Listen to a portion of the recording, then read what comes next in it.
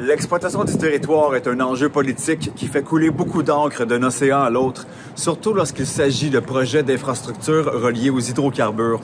À Un Monde en marche cette semaine, je vais rencontrer Shan et Serge, deux personnes qui ont cette fibre du militantisme afin que la justice citoyenne et environnementale surpasse celle de l'industrialisation des ressources naturelles à tout prix. Bonne émission!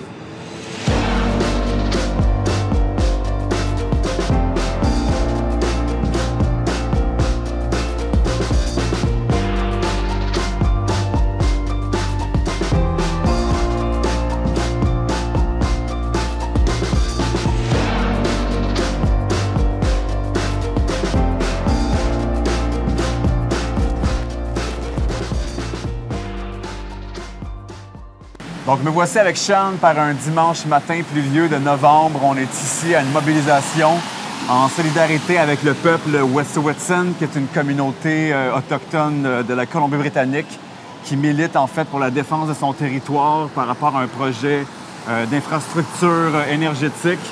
Shan, premièrement, salutations à toi.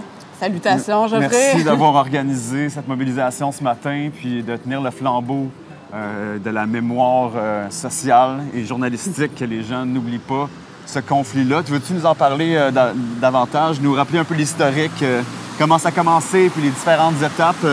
Oui, sans problème.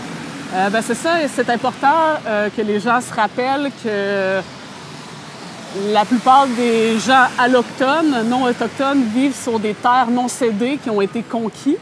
Par contre, il y a des terres qui ne sont pas conquises et qui ne sont pas cédées et qui sont sous autorité des Premières Nations. Et c'est le cas avec le territoire où vivent les Wet'suwet'en. Il est sous autorité des chefs héréditaires. Et là, en 2012, il y a une compagnie pétrolière, Coastal GasLink, qui a proposé la construction d'un gazoduc sur le territoire ancestral des Wet'suwet'en. Et les 6 chefs héréditaires ont dit non à ce projet. Mais on connaît le monde dans lequel on vit. Il y a eu de la pression et en 2019, il y a eu une invasion du territoire Wet'suwet'en par l'industrie pétrolière en complicité avec la Gendarmerie royale du Canada. Et donc, c'est ça, il y a eu des arrestations, c'était militarisé comme raid. Et le but était de faire introduire les travailleurs de Coastal GasLink sur le territoire des Wet'suwet'en pour construire ce gazoduc-là. Donc, le début des travaux d'infrastructure s'est fait de façon illégale, sans le consentement des chefs héréditaires de la nation. Donc, ils ont passé encore là un peu plus des pots de vin avec les chefs de bande qui ont une autre autorité légale sur les nations. Puis, j'imagine qu'il y a un énorme conflit à ce niveau-là dans les peuples autochtones. Oui. Entre les chefs héréditaires et les chefs de bande, qui a autorité? Oui, c'est ça. Puis dans le cas du territoire Yintah, le territoire ancestral Wet'suwet'en, les chefs de bande ont une autorité sur les réserves uniquement. Et hors réserve, ce sont les chefs héréditaires et le gazoduc passe essentiellement sur des territoires hors réserve. Donc il y a une espèce de mythe, une espèce de rumeur qu'on croit qu'il y a effectivement que les chefs de bande auraient une autorité dans cette histoire-là, mais hors réserve, ils n'ont aucune autorité. Ouais. Donc, on va entrer ici sur la piste cyclable de Victoriaville, qui était anciennement un chemin de fer. Pour rappeler justement qu'en début 2020, avant que la pandémie n'efface les blocages de trains qu'il y avait eu à différentes parties au Canada, c'était justement pour ça que même au Québec, les trains avaient été bloqués. Puis, qu'est-ce qui est arrivé entre ce moment-là puis aujourd'hui? C'est ça, j'aimerais peut-être aussi juste rappeler qu'en 2020, effectivement, les blocages avaient lieu en solidarité avec le fait que la GRC avait envahi le territoire Wet'suwet'en et avait permis aux travailleurs de commencer des travaux illégaux de Coastal GasLink. Et qu'il y avait eu plein d'autres démarches avant qui avaient été faites de la part de la communauté Wet'suwet'en pour faire reconnaître cette réalité-là et faire arrêter les travaux. Mais ça n'a rien donné. Et là, on en est venu à une escalade où on bloque finalement l'économie du pays pour se faire entendre. Et donc, c'est ça pour répondre à ta question. En 2020, effectivement, il y a eu la pandémie, puis ça a comme effacé un peu la réalité que vivaient les Wet'suwet'en. Mais entre-temps, il y a eu des débuts d'une entente entre les chefs héréditaires, le gouvernement du Canada, le gouvernement de la Colombie-Britannique pour résoudre le conflit. Mais finalement, c'était bidon parce que la police n'a jamais quitté le territoire des Wet'suwet'en. On a arrêté d'en entendre parler, mais les travaux, eux, ont continué depuis tout ce temps. Et là, on en est là aujourd'hui, à un moment où les forages ont commencé sous la rivière sacrée et nourricière des Wet'suwet'en, en pleine période de frais. Et les forages, le dynamitage va permettre au pipeline, au gazoduc de passer. On en est là en ce moment. Aujourd'hui, la mobilisation est pour mettre en lumière ça, que ce combat-là a lieu en ce moment, que les pelles mécaniques sont en train de creuser. Là. Oui, ouais. C'est ça. C'est un moment ultime. On est en train de creuser la rivière pour faire passer le gazoduc. On est en plein colonialisme, dans un contexte aussi où on a récemment redécouvert des milliers de cadavres d'enfants autochtones. On avait le colonialisme dans notre face, puis là, on constate qu'encore aujourd'hui, on est en plein dedans. Donc oui, c'est ça, on manifeste, nous, aujourd'hui, devant la Banque royale du Canada, qui est le premier investisseur du gazoduc. Et donc, c'est ça, on le dénonce parce que sans cet investissement-là, le gazoduc ne peut pas avoir lieu. Et on n'est pas les seuls non plus à manifester. On est une quarantaine de groupes à travers le monde à dénoncer cette situation-là. En passant, l'ONU a fait 3 demandes au Canada et au gouvernement de Colombie-Britannique pour arrêter le génocide qui est en train de se produire. Mais il n'y a aucune action. Donc, nous, on se mobilise, puis on invite les gens à continuer la mobilisation et à prendre toutes les actions possibles pour faire valoir la légalité, l'autorité des chefs héréditaires Wet'suwet'en sur leur propre territoire. C'est pas la première fois que ce genre de conflit-là arrive. Il y avait Standing Rock aussi il y a quelques années, qui c'était un peu la même histoire. C'est un gazoduc, un oléoduc, encore là, qui voulait traverser des terres ancestrales. Puis, mais il y a eu une mobilisation immense. Amérique du Nord, tous les peuples, ou presque, sont venus porter main forte au campement de Standing Rock. Est-ce que tu sais aujourd'hui c'est quoi la finalité de ce projet-là? Je ne m'avancerai pas, je ne connais pas en détail, non. Je ne sais pas. Mais encore là, ça a pris des milliers de personnes pendant des mois qui ont campé, même en hiver. Puis ça a fait une solidarité mondiale, Standing Rock. Puis encore là, avec toute cette force-là, ça a pris énormément de temps avant que le projet soit avorté, reconsidéré, repensé. C'est extrêmement difficile pour faire protéger la terre, l'environnement, de se mobiliser en grand nombre comme ça, puis de se faire entendre, de se faire écouter. Je ne sais pas si tu as vu des fois des succès, des victoires qui ont eu lieu, justement. Avec la crise d'Oka, je pense que là, il y a eu encore là un conflit qui est apparu où le terrain de golf n'a jamais été construit, finalement. Donc ça a été une belle victoire. Oui, puis c'est uniquement en se mobilisant qu'on a des chances de faire valoir notre cause également. Puis c'est ça, moi j'ai envie de dire que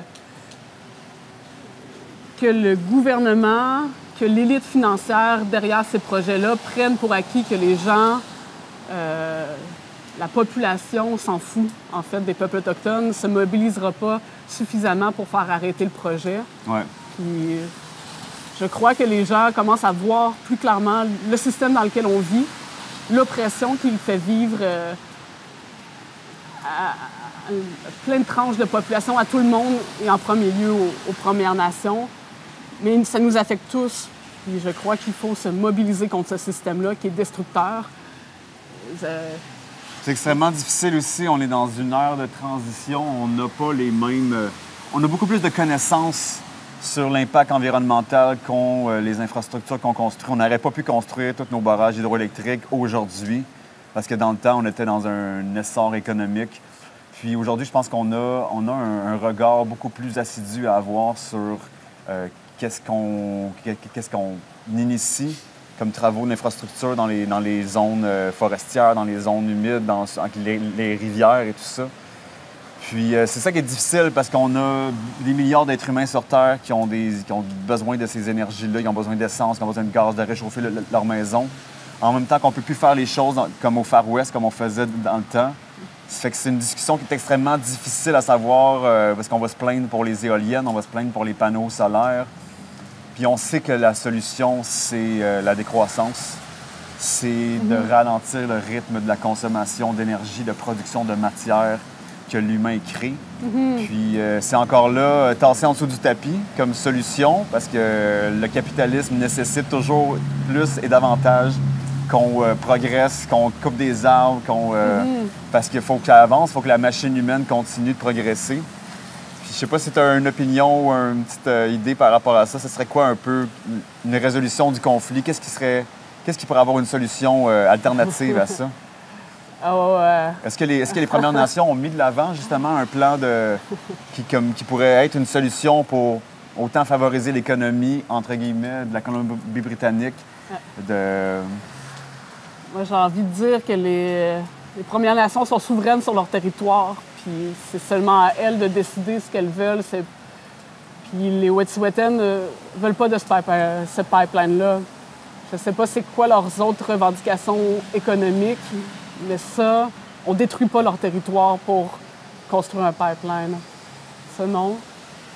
Puis, je sais pas, je suis pas la meilleure personne pour parler de solutions de transition d'énergie, mais clairement que construire un gazoduc pour exporter du gaz naturel, c'est pas une solution. Il faut qu'on se tourne vers autre chose maintenant, et surtout pas quand ça concerne des territoires qui ne nous appartiennent pas, des territoires volés.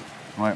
C'est vraiment... Puis, concernant les moyens de lutte des Wet'suwet'en, ils ont tout essayé. Ils ont tout essayé, puis tout ce qui reste maintenant, c'est de tenter de mobiliser le plus de gens possible et de prendre tous les moyens possibles pour se faire entendre. Puis, peut-être qu'on va en venir à bloquer à nouveau les voies ferrées s'il le faut. Si bloquer l'économie du pays, c'est la seule manière de se faire entendre, bien, ça sera fait. Oui. Parce que souvent, c'est pas avec des hashtags puis des likes sur Internet que les causes vont se régler. Ça prend aussi sur le terrain des actions non violentes qui ont un impact majeur, décisif, parfois dérangeant, mais c'est ça, l'activisme à travers l'histoire sert à déranger un peu, sert à mettre en lumière des enjeux oubliés parce que les gens sont souvent trop occupés à travailler puis à vivre leur vie au quotidien chez eux. Ce qui n'est pas mauvais non plus, on a tous le droit, mais il y a des personnes qui sont impactées souvent par notre mode de vie et au confort qu'on pense acquis au quotidien. Puis c'est important de ne pas perdre de vue ces personnes-là, de perdre de vue ces combats-là, ces luttes-là. En ce moment, des droits humains et des droits de Premières Nations sont bafoués.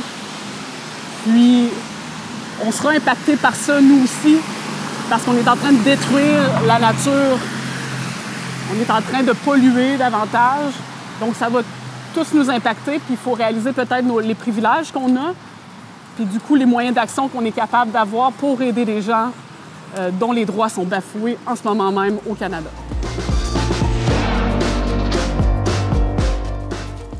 Donc, me voici aujourd'hui en compagnie de Serge Fortier. Serge, tu es un conférencier, tu es un consultant en environnement, en jardinage éco-responsable, puis tu as été anciennement coordonnateur et porte-parole pour tout ce qui est les mobilisations quant au projet de gaz de schiste dans la vallée du Saint-Laurent. Oui, dans les années 2010, quand il y avait cette lutte-là, si on veut, pour le gaz de schiste, nous avait envahis sans le savoir. Là.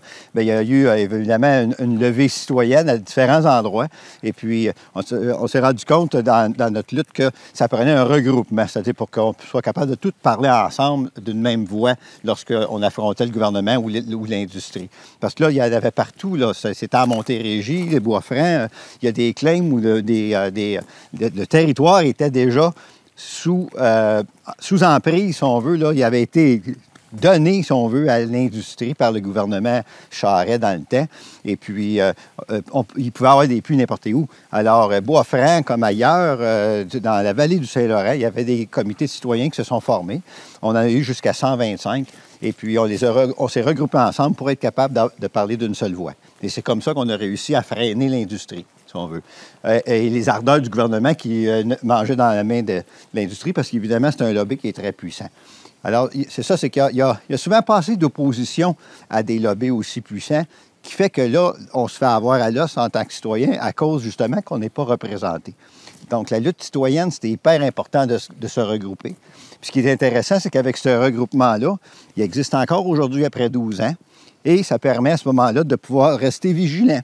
OK? Il faut toujours rester vigilant pour ces dossiers-là. Parce que l'industrie n'a pas lâché le morceau pour autant, là.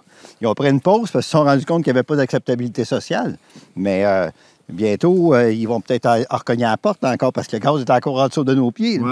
Il y a encore de l'argent à faire avec cette histoire-là. Là. Bien, c'est certain. Tu sais, je veux dire, si on reste dans la même dynamique, c'est évident qu'un jour, ils vont venir nous exploiter parce que on dit qu'il faut lâcher les hydrocarbures, mais est-ce que, comme tel, on est vraiment prêt à les lâcher? Est-ce que l'industrie, je veux dire, ou est-ce que la grosse machine capitaliste est prête à mettre ça de côté? Non, on le voit très bien qu'ils ne sont pas prêts encore. Alors, mais on sait que, par exemple, les scientifiques nous le disent, il faut laisser ça stocker parce qu'on est en train de changer l'atmosphère parce qu'on jette dans l'atmosphère des carbones qui proviennent du passé de la Terre. OK? Ça c'est stocké là. Et ça ne fait pas partie du processus de consommation circulaire du moment présent de la planète, ces carbones-là. Excuse-moi. Alors, il faut rester vigilant. C'est important. Le regroupement, ce qui est fun, c'est que le regroupement, entre autres, maintenant, au début, c'était pour le gaz de schiste dans la région, mais on s'est rendu compte qu'il y avait toutes sortes d'autres luttes un peu partout au Québec.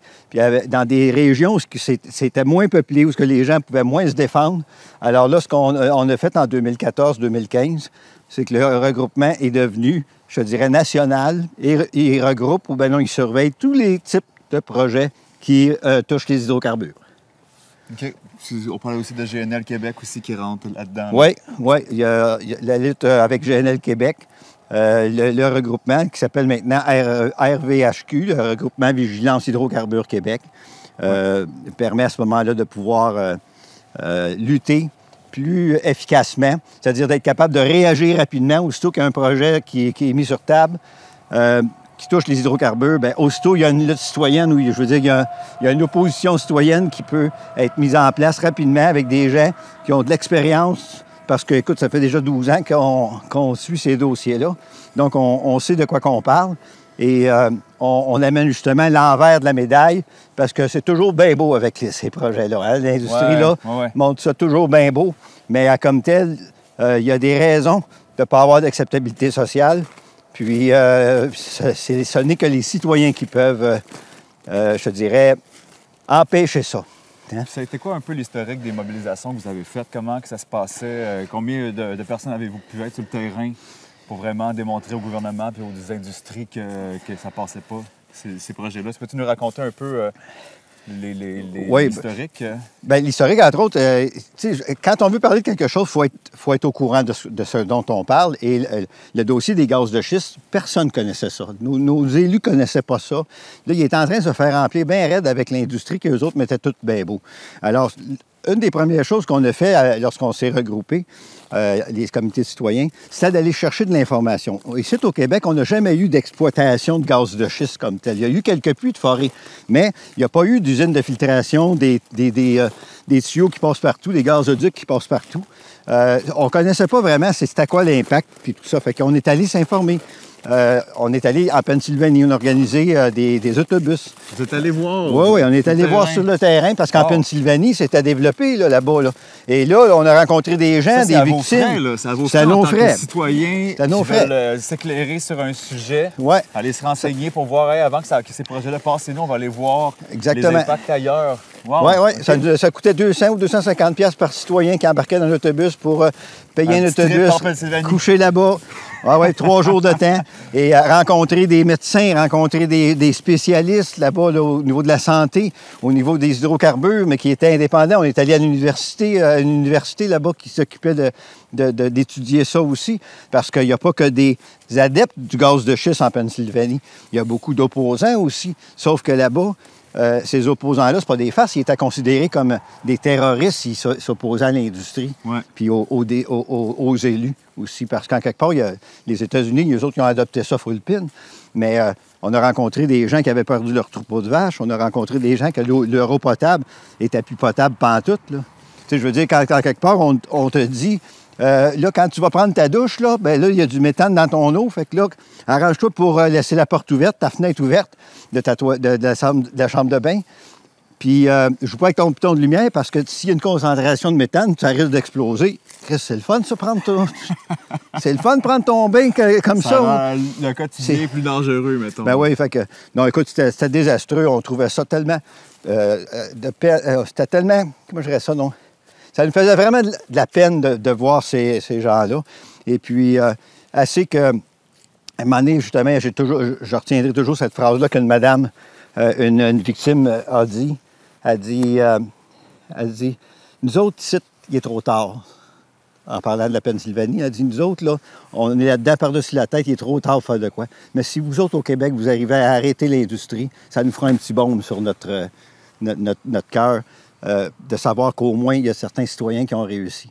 Quand on est revenu, m'a dit on était pompé en tabarouette. Okay? Fait que là, à partir de là, on avait des outils, on avait de l'information, on avait des références qui nous permettaient là, d'affronter l'industrie, d'affronter le gouvernement aussi avec le raison qu'il nous donnait, là, que ça serait si beau, si bon. Mais alors, non, c'est une grande fierté d'avoir pu participer à ça. C'est important qu'aujourd'hui, ça continue aussi. Que vous autres, les jeunes, vous puissiez continuer à suivre les dossiers comme ça, à vous joindre à des groupes pour être capable de réagir rapidement, parce que la game n'est pas gagnée malgré tout. Là. Il faut toujours rester vigilant dans ces dossiers-là. Bien, je pense justement, par rapport à GNL Québec, ça a été une mobilisation d'écologistes environnementalistes un peu plus jeunes aussi, une bonne gang qui ont vu ce projet-là comme étant dévastateur pour le fleuve Saint-Laurent, pour le Saguenay, pour le fleuve Saguenay, pour les Belugas. Donc, c'était comme... je pense qu'il y a eu un rehaussement, un renouvellement de cette cohorte-là là, de militants de terrain. Oui, puis ça, je suis bien content parce que dans le temps du dossier des gaz de schiste, on n'était que des vieux comme moi, des gens à leur retraite qui avaient le temps de s'occuper de ça. On ne voyait pas de jeunes familles, exemple, qui, dans le fond, c'était leur avenir qui était menacé. Mais aujourd'hui, je trouve ça intéressant parce que oui, les nouveaux comités de citoyens, tout ça, on voit les jeunes qui s'impliquent de plus en plus. Puis ça, bien, bravo, bon Yann, il faut que ça se passe comme ça. Il faut vraiment que ça se passe comme ça. C'est votre avenir à vous autres, hein, les jeunes. Alors, on est prêts à aider selon l'expérience qu'on a, mais il faut que tout le monde mette la main à la pâte parce que c'est de se battre contre un gros système. Et puis, mais il reste que c'est les citoyens qui ont le dernier mot s'ils se manifestent. Hein, parce que qui ne dit mot consent. Okay, ça, c'est une expression que tout le monde connaît. Alors, qui ne dit mot consent, ça fait que si, en quelque part, on ne donne pas notre point de vue, c'est évident qu'on va se faire passer sur le corps par ceux qui pensent différemment de nous autres. Alors, les lobbies qu'on appelle, les lobbies industriels, ils sont dans les bureaux, on l'a vu, ils sont dans les bureaux des ministères continuellement. Continuellement. L'industrie, tout ça. Mais le lobbyiste, ça donne, on s'est informé, voir si nous autres, les citoyens, on pouvait être lobbyistes. Ben non, on ne peut même pas être lobbyiste. Fait qu'on n'est pas capable de rentrer comme l'industrie va rentrer dans les bureaux d'un ministre ou tout ça pour aller donner notre point de vue parce que nous autres, on ne fait pas d'argent, on ne fait pas faire d'argent, on ne fait pas travailler personne. Je veux dire. Alors, on se bat contre un système qui est déjà en place puis qui est fait pour faire marcher un système capitaliste qui est en train de nous amener là où on sait. C'est-à-dire dans une surconsommation, puis dans je te dirais, une perte de la biodiversité, puis etc. Tous les problèmes qu'aujourd'hui on peut vivre. Ouais. Ouais.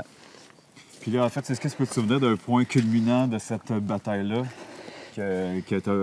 auquel tu as participé ou tu as vraiment senti que là, le peuple québécois, le tissu social était soudé ensemble pour protéger le territoire, justement? Oui, mais c'est... Oui, bien... Autant il y a c'est divisé en deux tout le temps. On ne peut pas dire que le peuple québécois est entièrement pour un changement dans ce sens-là. Au contraire, il y a beaucoup d'opposants encore, beaucoup de gens qui pensent comme le système pense encore, là, qui sont encore aux prises là-dedans, qui voient... il y en a même qui nient que l'environnement, l'être humain, est responsable de ce qui se passe actuellement. Il y en a plein au Québec de ça encore. Ouais. Mais au moins, il y a un paquet de monde qui commence à allumer. Et ce qui est important, ce qui va faire la différence, c'est que si ces gens-là sont capables de se regrouper ensemble, là, à ce moment-là, ils vont aller chercher une force qui va permettre, si on veut, un point de vue différent, puis un avenir différent aussi. Tu sais, le militantisme, c'est important de se battre contre certains projets, mais aussi, il faut qu'il y ait des gens qui amènent des solutions aussi en même temps. On ne peut pas simplement se battre et dire non, on ne veut pas ça. Oui, mais qu'est-ce qu'on va faire à la place? Alors, moi je travaille là-dedans, c'est-à-dire dans le bout où est-ce qu'on peut apporter des changements à certains niveaux. Entre autres, c'est beaucoup au niveau du jardinage, mais c'est au niveau de la prise de conscience de la nature qui nous entoure, puis de créer des écosystèmes qui vont permettre de vivre moins de problèmes, moins d'algues bleues, toutes sortes de choses comme ça. Fait que, dans le fond, je retrouve ça a été comme deux choses. Ou bien non, je me battais contre le gaz de schiste qui me demande beaucoup d'énergie parce que là, on se bat contre quelque chose. Ouais. Mais moi, comme tel, je suis un gars qui travaille dans le positif, c'est-à-dire de trouver des solutions pour justement éviter qu'on soit obligé encore d'avoir des projets comme ça qui nous forcent à accepter ce qu'on ne devrait pas accepter, faute de moyens de faire autrement. Donc, il faut faire autrement, tout en toute connaissance de cause aussi. Oui, il faut faire autrement. Fait que pour ça, je donne ma modeste contribution avec les trucs que je découvre en environnement, puis je le partage avec la parole que la nature m'a donnée. Parce que la nature, il faut être reconnaissant envers tout ce qu'elle nous donne. Il n'y a rien qui est là pour rien. Il n'y a rien qui est fait pour rien dans la nature. Tout sert à tout. Tout est conséquent de tout.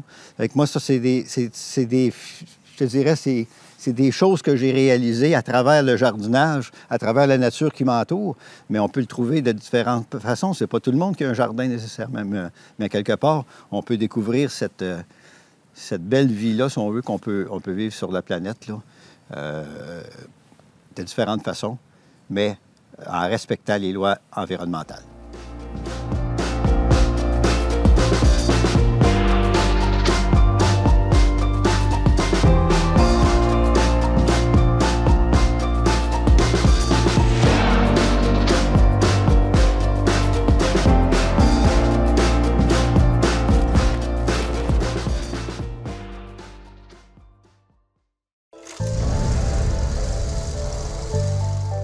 Pourquoi je regarde la TVCBF? Parce qu'on nous parle de la culture et l'identité des Bois-Francs. Par segment de 15 ou 30 minutes. Parce qu'on nous parle de Victo, de Warwick et même Notre-Dame-de-Ham. Et pour les émissions, je peux les regarder en ligne. Au moment qui me convienne le mieux. La TVCBF, c'est une télévision en constante évolution. Pour nous. Pour nous. Pour nous. Pour nous. Et par nous.